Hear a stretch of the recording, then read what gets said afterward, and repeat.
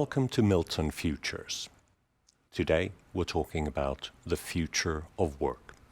More specifically, we're talking about where and how we will be working. First, we'll have a look at a map that helps us make sense of all the things going on now and what we need to be aware of in the future. Then we will hear from a group of wise, insightful people, various perspectives that will help us figure out solutions that actually work for us. To the right of this video feed, you see the agenda and speakers of this event. At the very top of that agenda, you will see a little button that says Q&A. There you can write your questions as they occur to you throughout the event, and we'll pick them up at suitable spots. There's also a button that says tasks. It will activate at a couple of points during the session when we will ask you a question. Let's get started. With me here and with me in a hybrid sense, I have my dear colleague Miikka Huhta. How are you doing, Miikka? Good. Hi, everyone. And thanks for having me, Eric. I'm actually, with these times as we're in, I'm unfortunately not able to join you in the studio, but I'm on one floor up from where you are now in one of the phone booths at the Miltton House. Say something about yourself. Yes. I'm Miikka Huhta, and I could say that I'm an HR person by heart and a work-life nerd, but by trade I'm a consultant and in charge of our employee branding, employee experience and internal communications services here at the Miltton. I'm going to steal your format. So my name's Erik Beckman. I'm a storyteller, communicator at heart, and by profession I am a leadership trainer. This session is recorded. So if you want to share it later on to friends and colleagues, you will find it tomorrow on Miltton's YouTube page. Let's dig into it. We had a third colleague, Ruusa Kokkonen, with a strong background in architecture and design. She's unfortunately at home, recovering from Corona, but we will meet her on video later on during this session, and to get us started, she has made a map of all the issues that we need to be aware of in the middle of the pandemic, as we're hopefully rolling out of it, and in the future. So let's get started with that. What has the pandemic caused in relation to working and the workplace? Obviously, on the good side, it has opened our eyes to the nature of multi-located work. We realized we can work from the office, we can work from co-working spaces, from at home, cafe, wherever we feel the office is convenient to be, there it can be. On the downside, it means that the old-fashioned offices aren't as sexy as they used to, while still we have a lot of money invested in them. So if you are planning to just saying, okay, this is the end of remote work, it's going to be a hard sell if it's a drab office that doesn't speak to me as an employee about the brand, our culture, if I can't find all the pleasant things that the multi-located work revealed for me during the pandemic. What else, Miikka? Yeah, it's been very interesting to note how the pandemic has forced employers to evaluate their very core, all those guiding principles that they have had, starting from their culture and from the choices that they have done in order to guide their culture towards something, especially the values. It's interesting to note that even though at many organizations the values have been considered as something that has been set in stone, now many are evaluating them. Do the values and all in all the culture support us in making the strategy that we have happening in the world that we are in today and where we most likely will be going from here? So yes, a lot of employers kind of had that great opportunity to reflect on their guiding principles, and all in all, how can they provide a better employee experience? How can they support also mental well-being and other things that our employees are demanding from us? Because the obvious dark side of the pandemic to this, to employers considering how the employees are doing and how can they be even better motivated, and how they kind of could get even more out of the employees in this setup while still keeping them well. It's been obvious that the demands from the employees have also risen. The Great Resignation wave in the US is something that is hopefully not going to hit Europe as hard as it did in the US. We most likely will not be seeing over 3% of the workforce quitting each month in Finland as well. Okay, we don't have monthly statistics as in the US, so we're still somehow picking up just signals from around the country, but still it seems that we're not in as bad shape as in the US they are. But still, the demands of the employees are higher here as well, and employers need to be aware of that, and also consider that it seems that almost every week there's some employer in the media showcased as the bad guy. Yeah. And you brought up culture. It's not just a set of nice sounding principles on a PowerPoint slide. It is actually how we work, what kind of moments our workday consists of. And the pandemic has, on the upside, showed that we can work in different ways. Digital means it's convenient, time-saving, effective to work together productively over borders, even over fairly close time zones, in international, geographically spread organizations, or flexibly in a multi-located context. And it's not just that we can make do, it's actually that we can make better. We do trainings called Bring Your Better Self Online, and people really give us feedback that, hey, this can actually be better than the old-fashioned office work. And it can bring new business and work opportunities to individuals and organizations. So it can improve both employee experience and productivity. The downside is that there is the risk of losing the community, the sense of belonging, the spontaneous glue that both keeps a workplace together, but also fuels innovation, flexibility, resilience, and so on. So there is the risk of well-being turning into ill-being. Well put. And it's really... Yeah, I would add to that it's okay. This is the world that we're now in, but what will we see when hopefully the pandemic will move on to the next phase, and hopefully we can get back to the offices even in greater numbers, or to some other arrangements than just sitting at home. And of course, the big question then is, how can businesses take advantage of this? And on the other hand, how do we avoid all that ill-being and all the negative sides of the world of work where we are now with remote and hybrid working? And all in all, how can we support our employees in a more holistic way? And that's very interesting to hear from our panelists what they think of how we can make the world of work even better.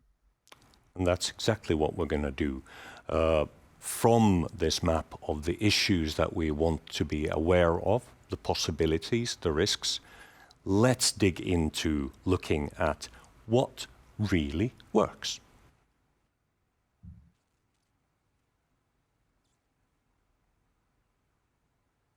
So,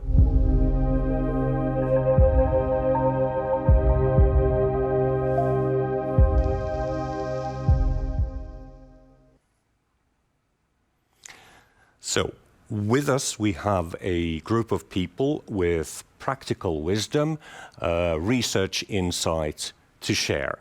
I'm proud to introduce our panelists, Kirsimarja Blomqvist, who is a developer of new digital forms of organizing. Welcome, Kirsimarja. Thank you very much. Happy to be here.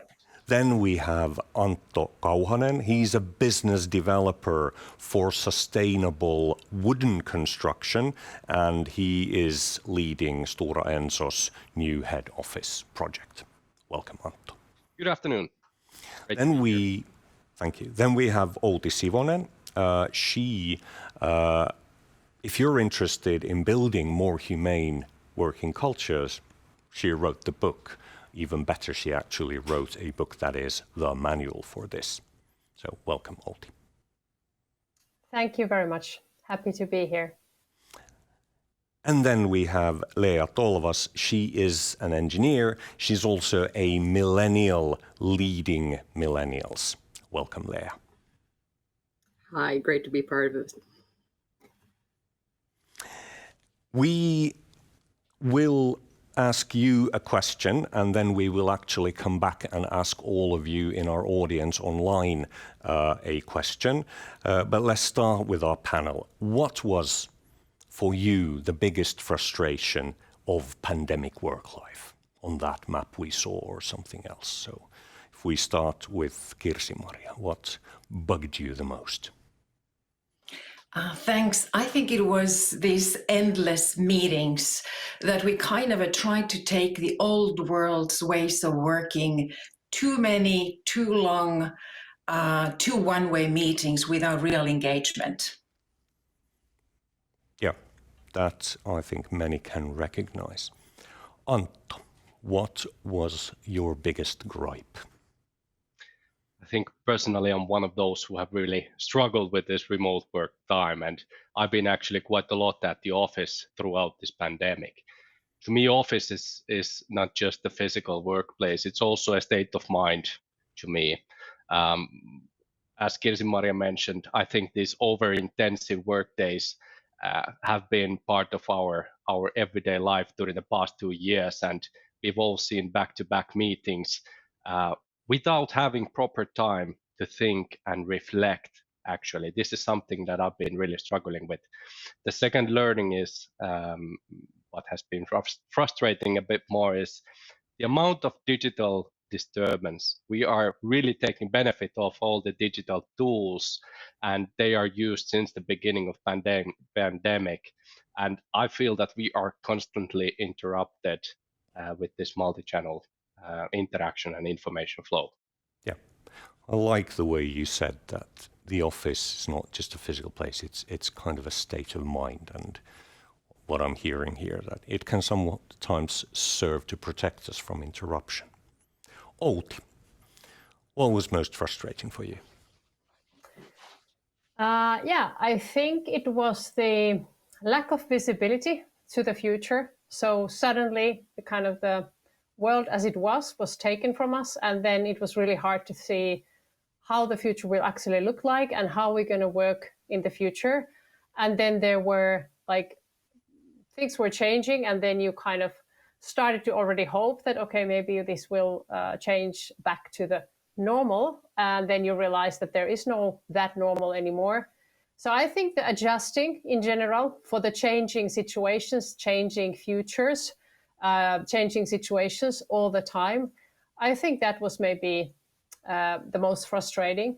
Now, after 2 years, I think I have got used to it, that you just have to accept it. But yeah, maybe the acceptance of the situation in general.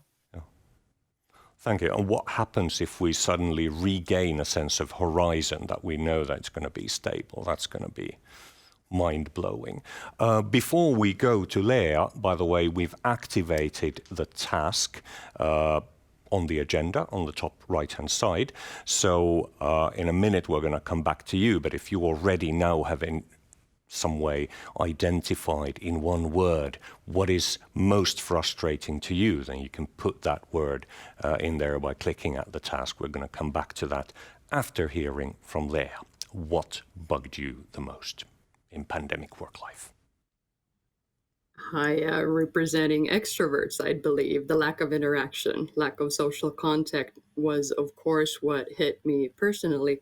But I would say not just as leading teams, but also it hit us business-wise. Of course, the restrictions came back, and it felt like a constant Groundhog Day in a way, relating back to everything happened over and over again. And there were no experiences to keep in mind and remember weeks, remember different experiences that we would have had together. It was a porridge in a kind of a smoggy way for the entire past 2 years. Things have happened quickly, dramatically, changed, but memories of certain events, because there was a lack of events and lack of social interaction, and a constant feeling of getting privileges and then them being taken away.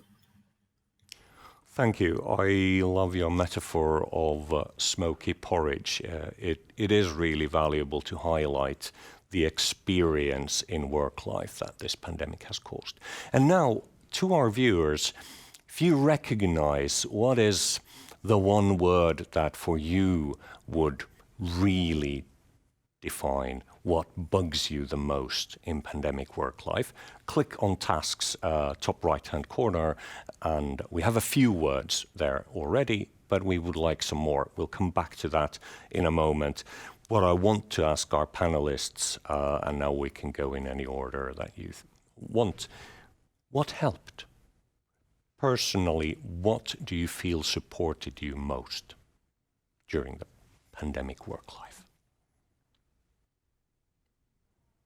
If I start, to me, it has been pretty evident that it has been necessary to physically change the scenery during the day, to allow mind to settle, to allow to switch from business environment to home mode. So that's also part of the reasons I've been pretty much spending the time at the office throughout the pandemic. Other lessons that have been learned, of course, it requires discipline and self-management to ensure that every one of us have enough time to recover. Yeah. And for this, you need discipline to block some hours from your calendar. Otherwise, someone else will do it. So you need to manage it yourself. Yeah. And I think what you're saying is raising an important point about this multi-location work. If a place is a state of mind, then multi-location work means you can switch between productive states of mind or recovery states of mind. Thank you, Antto. Who'd like to go next? If I can continue, I think somehow this state of mind, office can be also a state of mind. And I must say that what has helped me a lot has been in putting routines in place. have been fond of routines earlier, but now I have routines. I wake up earlier, I have my focus time, and I do a lot of meetings outside. So I walk in the forest and I talk with people. I prepare before and after, and then we can just talk and focus on the interaction. And that helps a lot. I would be very tired in sitting on my desk or standing by my desk as now all day. That brings to mind research on that actually having audio-only meetings can help people focus and understand. So with all our mania of have the cameras on, what you're saying has an element of wisdom. I'm sorry I spoke on top of someone. No, I agree. I think that's and I like the forest talks and the walks as well. One thing that I think has been essential for me, and I think also for many in our organization, is that we actually just share the thoughts and feelings around this situation, so that we don't kind of expect that everyone is feeling the same way. We all have different life situations. We all have different conditions at home to actually work. And so to kind of assume that everyone feels the same about the whole situation, I think from the beginning was, not adequate thinking. So I think that was also important to just share that we are living these weird times. Yeah. And how does it feel? I think that helped. I mean, no one could take away the weird times, but still it was a humane experience to share. Yeah. And what you're saying, I hear that It kind of obliterates some of the barriers between home and work life. When you work from home, that state of mind comes into work more strongly, and we need to be psychologically aware of that in leadership and culture building.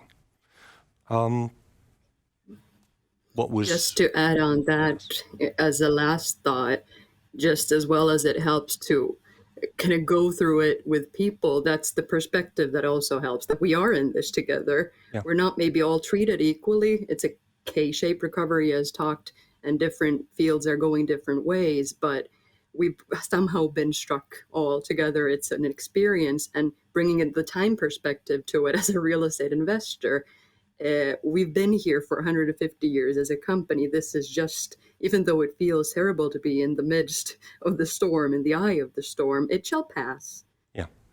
Our buildings have been there. They've seen pandemias before. It's not the first pandemic that's been around. This happens, and we can't take it on our shoulders. We just need to be in it together to fight it. Thank you. That's a really sobering perspective. We have about 170 people online, and we have a big whopping word cloud. So let's see the big aggregate of what bugged our online viewers most. Yeah, it sounds like our panelists were not alone in their experiences, the unpredictability, lack of things, uncertainty, communication, time management, multitasking, meetings, monotony, isolation, turbulence, solitude, endless stands out as a word. So it seems that there is a lot of this, we are in this together also experience-wise. If we turn our gaze forward, what has worked? What are hybrid working solutions, be it leadership, workspaces, ways of working, big or small? What have you seen that works that you think is valuable for us to carry with us out of the pandemic? Who'd like to go first? Well, maybe I can start from maybe on the cultural perspective. I think there are many, like you mentioned, it could be big and small, but just to bring on one thing that worked, at least in our organization, very well.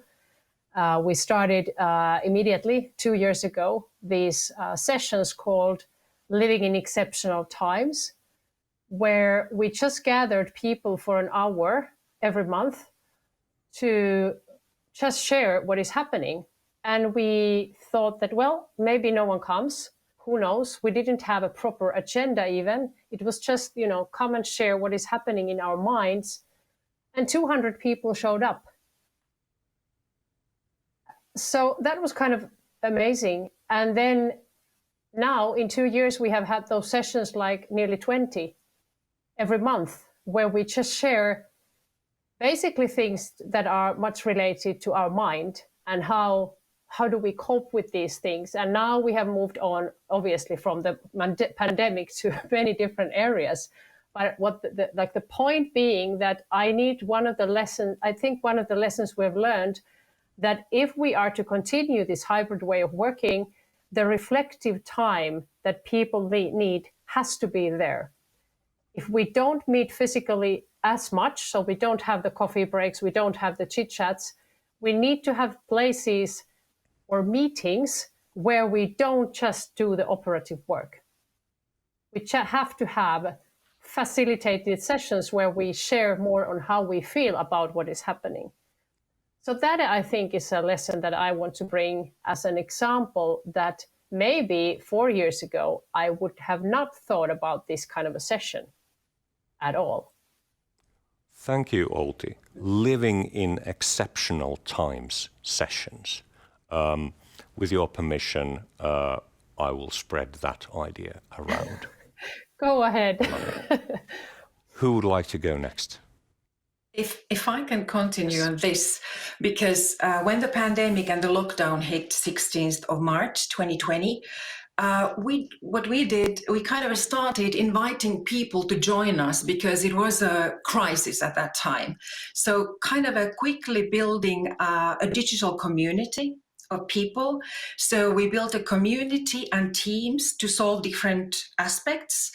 And we tried that. We got about 100 people and it worked. And then we did it again after the crisis this year, and it worked again. So basically, I think people are very happy to come together and do something together, to learn from each other, to meet new people, and kind of to be actively engaged with others in the discussions and actually try to do something to help for us to move forward.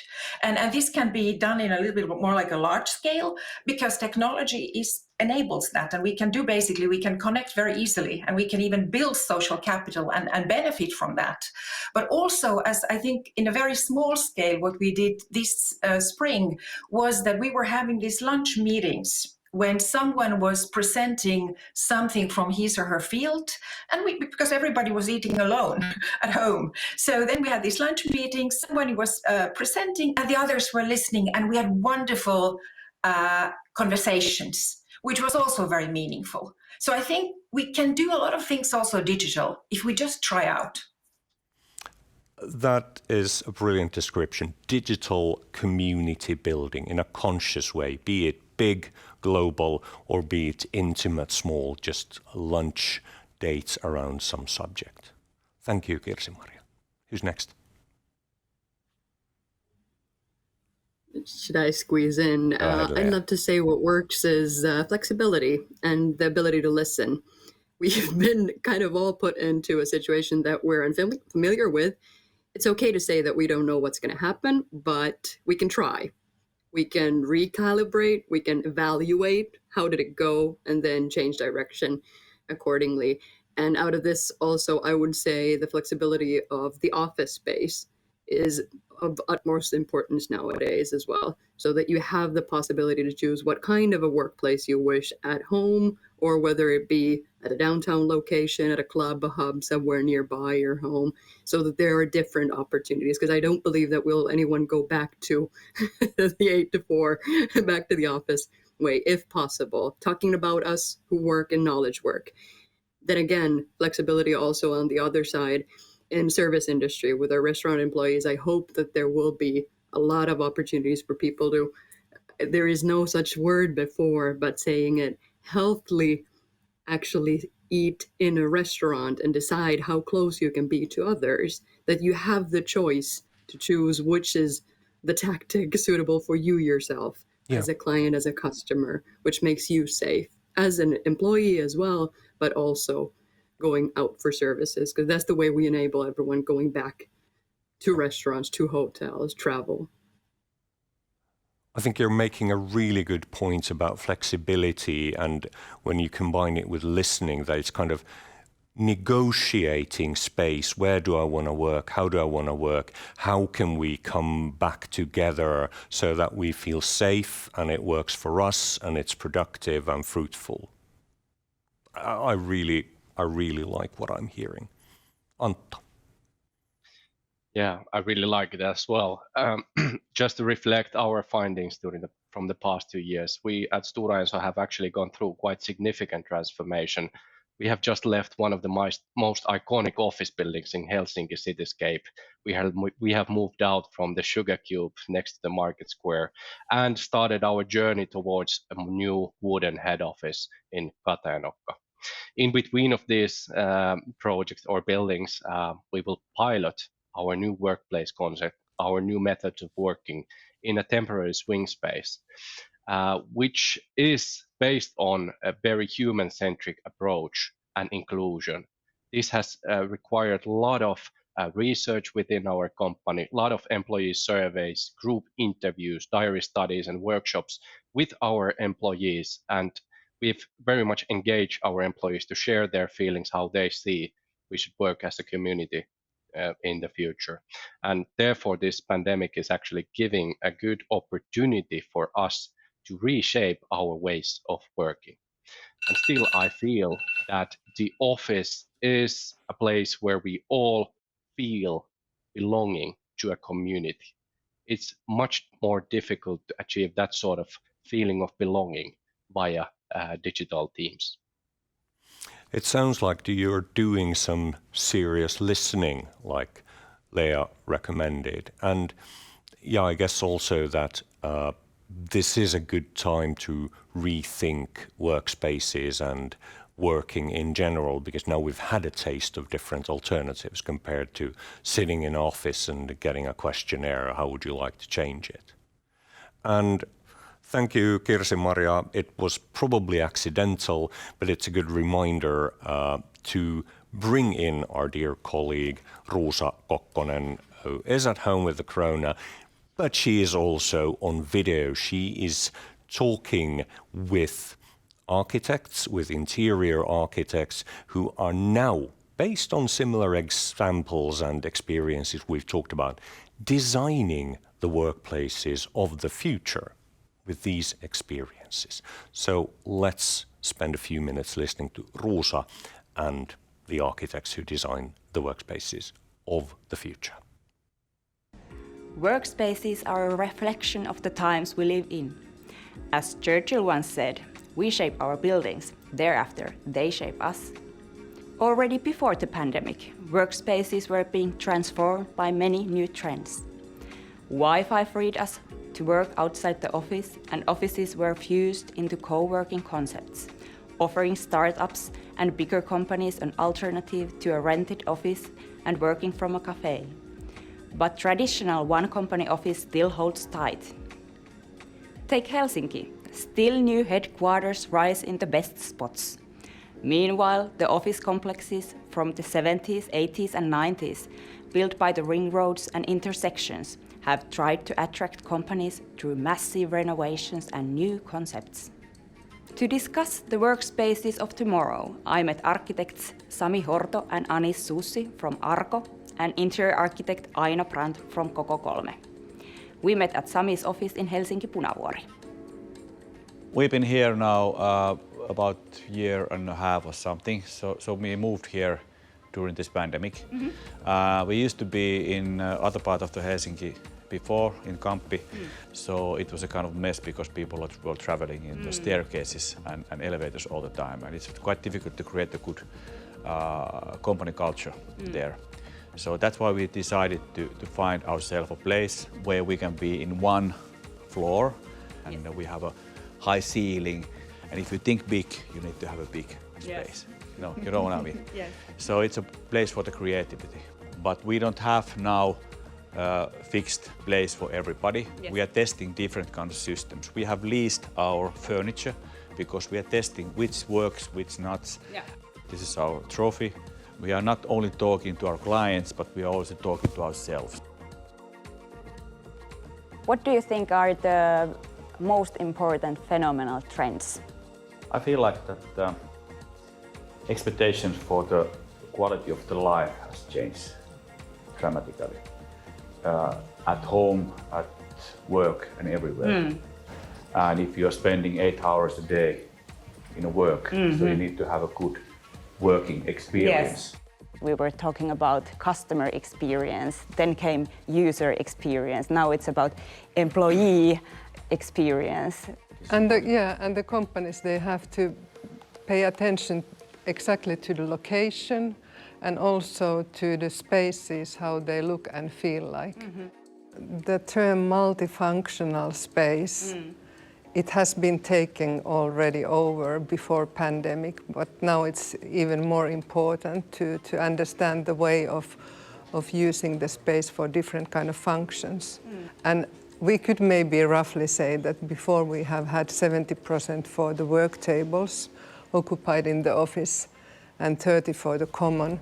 Maybe it will turn other way around because you want to get the people to meet and greet colleagues in the space. Yeah.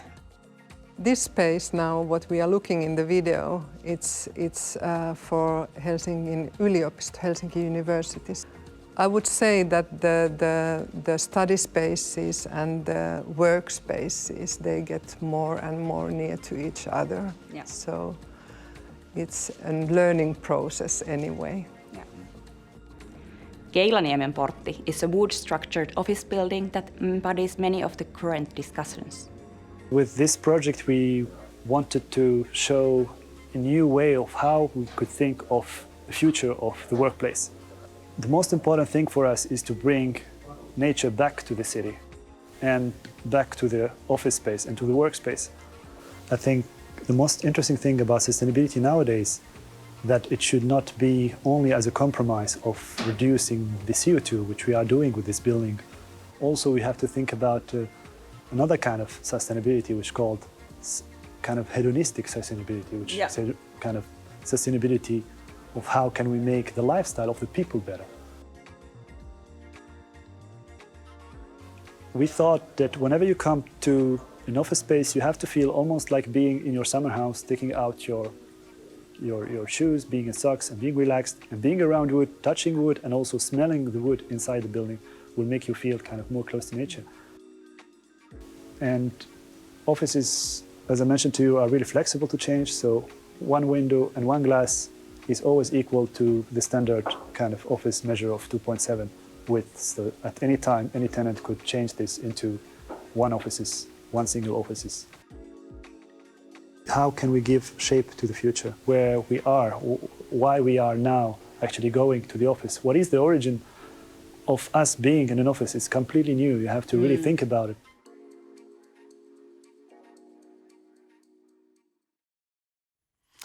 And the Keilaniemen Portti building that we saw at the end, that's a flagship project by the pension insurance company Varma.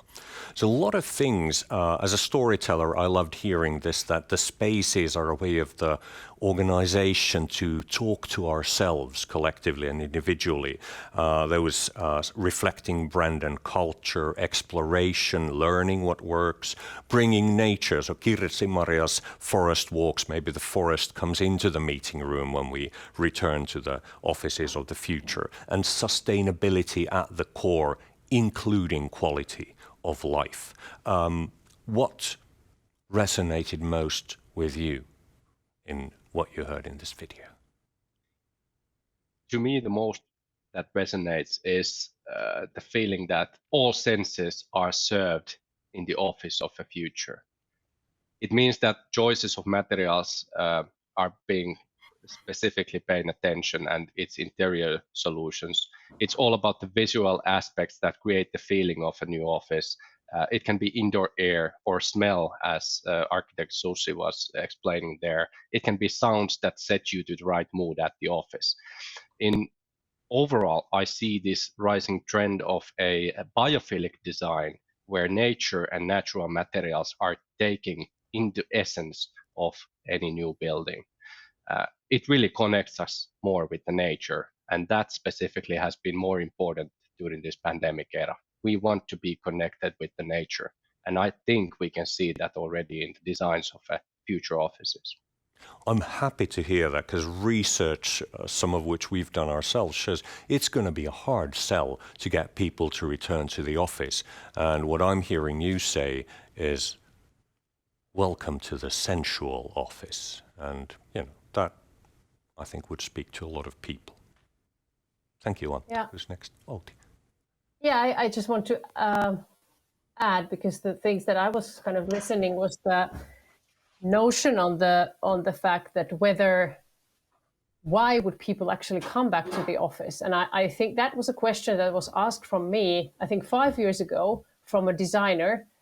And at that time I was thinking, well, why wouldn't they? But now I really kind of see the point of the question. And I think here, what we have already heard today is that we have to be super careful in listening the needs of different people. And then at the same time to bring awareness of the whole community. So if we just concentrate on the individual needs, that might lead into a situation where it's really hard to fulfill all the individual needs if we don't put them together. Because if you come to the community, it means you have to also take care of others and listen to the needs of the others. And I think that could be a little bit something to be careful with, because now, since we have been at home, you can be quite selfish in a way that I have, I put everything that I need. And then when I go to the office, I have the needs why I go there, but then Antto might have a different reason to go to the office. So I think what needs to be done as addition to that the surroundings are so good that you want to go there is that we have to put effort in building the connections and the feeling of the community, because I don't think people would go to the office if there's no one. Yeah. So how to build also that perspective at the same time? Yeah, if you like. I would like to. Go ahead. Okay, I would like to join Outi with a discussion of community, and Anton, I really loved the clean lines and the wood and green and sustainability ideas, and in our university, which is by the Lake Saimaa. So basically, it's 200 meters from the Lake Saimaa. We have saunas there. People, and it's very modern. It's a beautiful infrastructure and surroundings, and I was always so proud to take our guests there, and then they would come in and they would see and feel the vibe of the people coming and going, and now it's more bigger space and cafes and even a bar. So basically, I think the university, even or any building, it's about encounters and meeting and being together, being visible and being seen, and all these. What we do miss now is these serendipitous encounters, which are very hard still to do online. So this is something, I think it will look very beautiful where the direction is. One thing, I think there's also the logistics, because in the post-pandemic world, people are very concerned of the travel time and safety on travel. So also the location is very important, I believe. Thank you, Kirsimarja. Before we go to Leea, I'd like to remind there's 200 of you watching this stream right now. So what questions you have for the panelists, put them in now, and then we'll be able to pick at least one or two up. Leea, what resonated most with you in that video, or in what we've just heard from Outi and Antto and Kirsimarja? It's great to be here. I could just kind of sign on to what all you said right before. But if to add a counter perspective, I would say that in addition to nature, there's a lot of different senses that we want to tap into now. That was great to see that architecturally are now in modern, flexible, new real estate. They're a priority, but they should be also in the digital environment as well, that we need to cater to different moods, that you have different types of work that as a knowledge worker you do intensely without disruption, and you need to do certain ideation with other people. And it's very difficult to guide yourself and know in advance what day you're going to be productive in which way, which requires a lot from yourself and how you lead yourself, but also how to actually voice out how you're working that day, where you're going to work, why you're going to work somewhere. And it requires a certain whole new type of self-leadership, and as well kind of interaction between meta-working and meta-telling what you are going to do, which day, what are your rules, what are your guidelines, what's your instructions as a team lead, as a team member, how are you to be approached, when will you not answer, what are your limits, and also just the kind of that there would be no divide within companies with the digital and the physical environment supporting both, that you need to take into account where and what you're doing and how you're going to voice it out. But that just as a notion of different moods that came out from the nature perspective, and kind of wondering how it is. We made the change amidst Corona to go from a specified office desktop per person to a totally flexible come in, choose yourself version with a lot of Teams hybrid booths. So we made the physical alteration that resonated with what we had been doing with hybrid working from home, so that they are now both available at our office and as well what we do at home. But it still requires every single employee to voice out what they're doing and decide, which is a stressful, or might be a stressful event for everyone. This is really... And synchronize that. Yeah. This is really interesting because what I'm hearing, Leea, in what you're saying is that the kind of serendipity, the emotional awareness, maybe even some of that like sensory, sensual, biophilic aspect that we're now ambitiously bringing into our workspaces. I think the next question is, how do we bring that into our digital working environment? Because it's not going to be purely physical ever again, is it? That is probably a theme for another Futures event.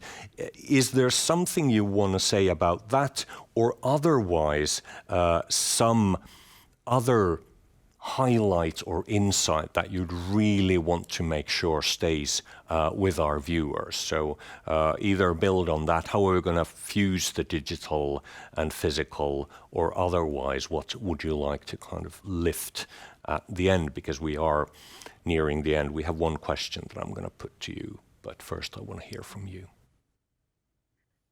The digital ambience is important, and we see music and we see companies that are starting digital forest and the feeling. So I think it's coming. I agree with you. Yeah. So all meta heads out there, listen carefully. Thank you. Yeah, I just want to emphasize the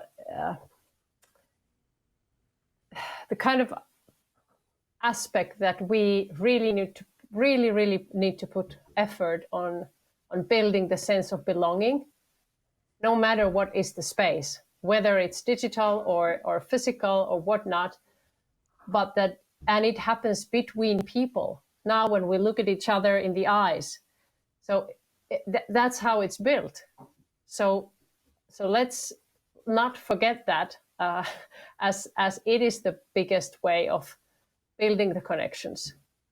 Thank you, Outi. That's what both spaces and digital tools need to be able to achieve. We have a question here. I'm going to just throw it in here. We're going to come back to it. So there's a question, how are we going to invite the introverts back to the office? I think we've heard a lot of things. I'm smack in the middle, so I'm hearing attractive things. But if you want to add something to that, go ahead on our mixed up final round here.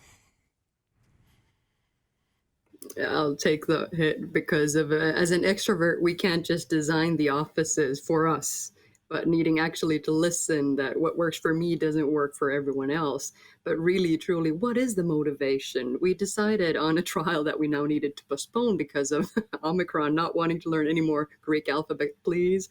But at this point, we were deciding to have one day at the office back so that everyone would return, just to enable encounters so that people would run into each other and just also support services around, that would be kind of a minimum tryout.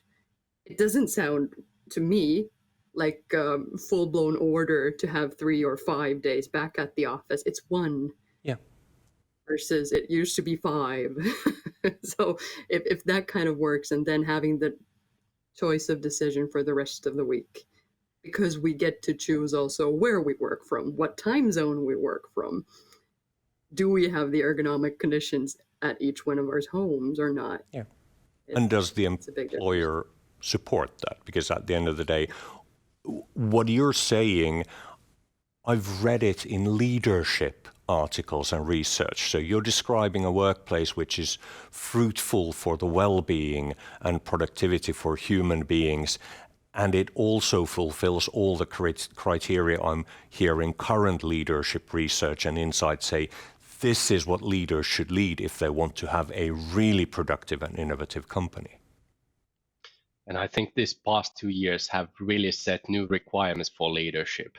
I think to be able to lead people in this time, you need truly be genuinely interested on how your team members and how your colleagues are doing, and really encourage them to talk and reflect. And this takes us then to how we design workplaces to fit for extroverts and introverts. I think the office should have even more multiple types of spaces in the future. It's not just open office that it used to be. It needs to have different setups for different work usages so that you can actually find the best possible spot for your specific needs, for your specific task at hand. So this is the effect that we might see how the workspaces are defined and designed in the future. Thank you, Antto. We will start wrapping up now. I would like to ask our viewers to once again click on the task, top right-hand corner of the agenda. We have another question for you, and it is, if you would describe with only one word, what's your most valuable takeaway from everything we've heard today, then what is that? And that is the question to our panelists, though you're in the luxury of being able to use more words than one. Sorry, it's the word cloud thing to our viewers. So what would you like to really save collectively and individually of this afternoon's conversation? Explore together the future work. Yeah, I would maybe add to that the listening, that now more than ever, we need that skill, empathetic listening. Not jumping on conclusions on anything based on what I have experienced. Thank you. I echo on that. I think inclusion, engagement are the key takeaways that we should consider. How to engage our people, to define the ways how we work as an organization. It might be a bit different way of working compared to other companies. I think there is no specific standard how work should be defined in the future. Every organization is different, so it requires tailoring in a sense. Yeah. Thank you. We have as really a last, I would have just questions. said Leea, go the ahead. same. Just the same wrap up. So that tailoring towards every single corporation's needs, every single organization's needs, and whatever be the flexible solution that supports that kind of work and that personnel and those people in their functions. Yeah. Sorry for interrupting you there. We've got a couple of really late questions. We don't have time to go into them, but I do want to highlight, there's one about, this sounds like we're talking about office workers and specialists. There's other kinds of roles, customer service and so on. It sounds to me that a lot of this can be applied to many other workspaces than the kind of knowledge worker offices. And there's a question around how can you build psychological safety at the workplace so you don't lose your balance. It would sound to me that if you didn't pick them up now, if you watch the recording with that pair of ears, you will probably find tips for that as well. With that, I would like to give a very warm thank you to Leea Tolvas, Outi Sivonen, Antto Kauhanen, and Kirsimarja Blomqvist. Thank you. I really love the thoughts I've heard from all of you, and I've been making notes. Hopefully so has everyone else. Thank you. Have a great rest of the hybrid week. Thank you. Thank you. Bye-bye. Bye-bye. Bye. And just to wrap up here in the studio, what we hope you've taken with you here is some key questions, some key tools. Let's see what the word cloud says on your one-word takeaways. Community, belonging, sense, empathy, and multi-dimensionality in one size does not fit all. And just as a final reminder, the questions or perspectives that we would recommend you keep in mind, however you start designing the hybrid workspaces, solutions and leadership tomorrow, some pointers that we've learned along the way, doing it ourselves, doing it with our clients, whether it's leadership, physical spaces. If I can have the final slide up, please. Miikka, anything you want to highlight as your main takeaway? Yes, actually, I wrote a bunch of them. It was a very interesting discussion. I think the end wrap-up was excellent. Tailoring is my one-word takeaway as well. And my big question mark to myself is that I wonder when some employer will decide to renovate their offices to look more like bedrooms, kitchens, or kids' rooms to make it more comfortable for the remote workers to come back to the office. Or just tell IKEA, Let's see who's a we foreigner. will take this as our new office building. Can you build a new store right next to it or something like that? Can be that as well. Thank you, Miikka, and a warm thanks to our dear colleague Ruusa, who hopefully is already getting better. A warm thanks to all 200 of you who've joined us here for Miltton Futures. If you want to continue the conversation around the new reality of hybrid work, be it workspaces, be it culture building, be it leadership and skills or digital tools, don't hesitate to give us a ping. My name's Erik Beckman. It's been a pleasure being with you here this afternoon. Thank you very much.